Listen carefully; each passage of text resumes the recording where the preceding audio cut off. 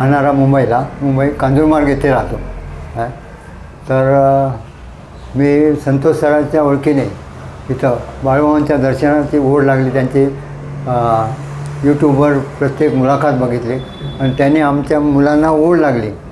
त्या ओढीमुळे आणि बाळूमामाचा एवढा आता प्रचार झालेला आहे, त्यामुळे बाळूमामाचं कधी दर्शन घेतो असं झालं. आज आम्ही 2 वर्ष ते बाळूमामाच्या दर्शनासाठी झटत होतो, पण आज तो दिवस उगवला आणि आम्हाला बाळूमामाचं दर्शन संतोष सरांच्या याने झालेलं आहे. हां, मी सध्या रिक्षा ड्रायव्हर आहे. रिक्षा चालवून माझं उदरनिर्वाह करतो. रिक्षा चालवतो तिथंच मुंबईमध्ये कांजूरमार्गमध्ये राहणारा मी आहे. मुंबई कांजूरमार्ग येते. तुमच्या मुलाला ही मामांची आवड कधीपासून लागली ते सांगा. हां, तुम्ही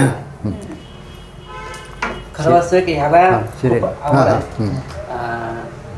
खूप आवड आहे, तर ती आवड कशी लागली तुम्हाला ते सांगा. माझं अनिता अरुण मावळणकर ना, कांजूरमार्गला राहणारी मी. तेव्हा मुलांना माझ्या आजार आहे ते सतत म्हणजे टेन्शनमध्ये असायचे, आणि जेव्हा संतोष सरांचं व्हिडिओ बघितला तेव्हापासून त्यांना खूप आवड लागली. बाळूमामा कोणते पहिलं माहिती नसतं, आणि जेव्हा संतोष सरांनी व्हिडिओ ते टाकलं तेव्हा त्यांना खूप आवड झाली, आणि संतोष सरांचं पण त्यांना लळा लागला.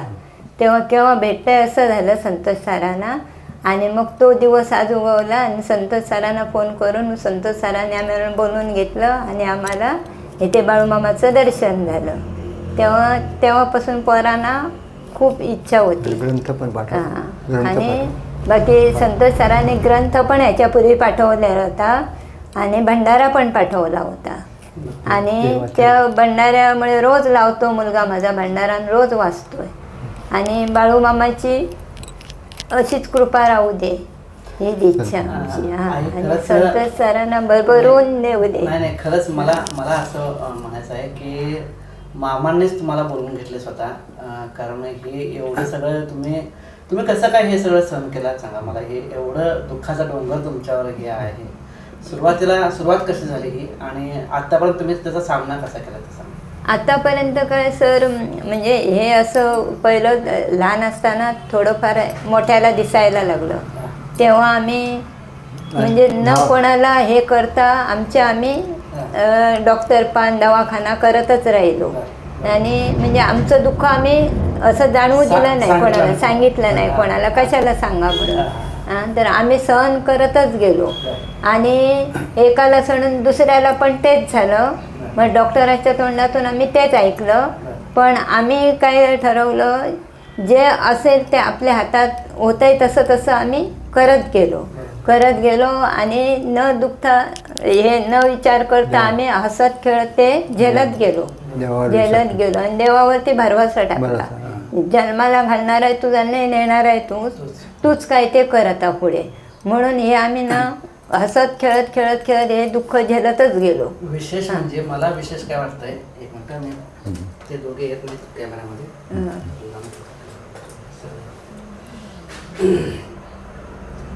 मला विशेष काय वाटतंय तुमचं म्हणते की तुम्ही एवढं हे असताना मुलांना शिकवायचं कमी केलेलं नाही. आता ते मुलं 10वी पास आहे, 10वी बोर्डाची परीक्षा पास कारण 10वी पास होतात ही मुलं, म्हणजे खरंच अजब आहे. तुम्ही तर कसं काय हे करता?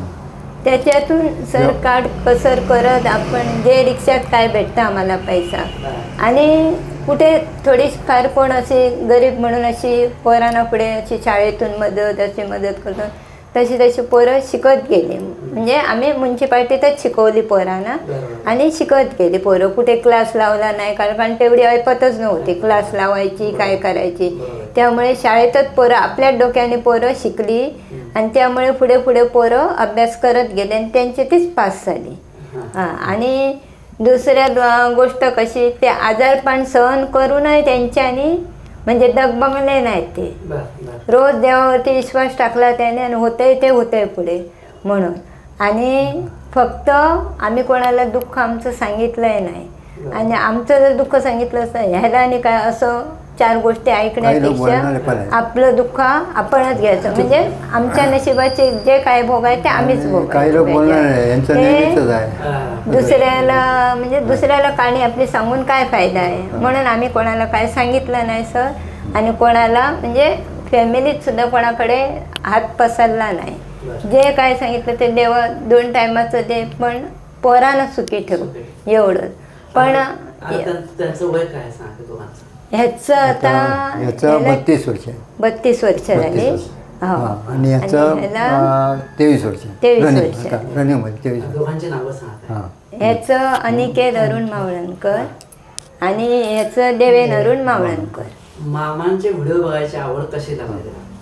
मामांची व्हिडिओ बघायची आवड म्हणजे YouTube. हे मामाने जसं म्हणजे कोणाकोणाला कशातून बरं केलं, कशा ह्याच्यात, तेव्हा ते तुम्ही जे हिरवं टाकत होते ना ते बघून बघून त्यांना खूप आवड लागले. म्हणजे मामाने कोणाचं कॅन्सर बरा केला, मामाने विभूती औषध देऊन हे केलं, त्यामुळे त्यांना ते आवड लागतच गेली. म्हणजे मामाने असं केलं काय, मामाने तसं केलं काय, त्यामुळे त्यांना खूप आवड बसली. आणि तो एक हिरवं बघितला होता, जो माणूस सांगत होता डॉक्टरकडे बरं नव्हतं, ते मिरळलो तेव्हा कुठेतरी मला बरं झालो मी, मामाच्या विभूतीनेच बरं झालो. तेव्हापासून ते पोरांना डोक्यात बसलं आणि खूप आवड झाली. हां, तेव्हापासून. मला सांगा, त्यांची आता डॉक्टरकडे तुम्ही ट्रीटमेंट काय काय केलं? आता आतापर्यंत त्यांचं कसं ते डोळ्यावर तीळ कसा यायचा मुलांच्या, आणि ही गोष्ट कशी मुलांना ते 10 वर्षापर्यंत ते चांगले होते. जन्माच्या 10व्या वर्षानंतर त्यांना ते कॅन्सर 10 वर्षापर्यंत चांगले होते. 10 वर्षापर्यंत अगदी चाललं. चांगले होते. हां, हो, अगदी अगदी चांगलं. चांगलं. काही नव्हतं. त्याच्यानंतर ते 2002 पासून या मोठ्या मुलाला माझ्या हे लागलं. याचं कारण काय तुम्ही शोध घेतला? म्हणजे अनुवंशिक आहे हां. किंवा काय दुसरं? हे डॉक्टर लोक काय बोलतात, हे अनुवंशिक म्हणजे नात्यात लग्न केल्यामुळे होतंय हां. असं बोलतात. ही मामाची मुलगी माझ्या. होय काय? हां, डॉक्टरांचं असं म्हणणं असं आहे. म्हणणं आहे. हां, बरोबर. पण आम्ही बघतो हां. कित्येक लोकांनी अशी मामाची मुली लग्न केलं आहे, केलेलं. पण त्यांचं चांगलं आहे. होत नाही. हां. हां. पण एक मला वाटतं 1 लाखात एखादी लाखात, हां, असं. हां, काही डॉक्टर बोलतात कॅल्शियम कमी आहे त्यांना, हां. कॅल्शियम कमी आहे म्हणून हां. तसं होतं. ते झालं. आणि रक्तात असं दोष आहे.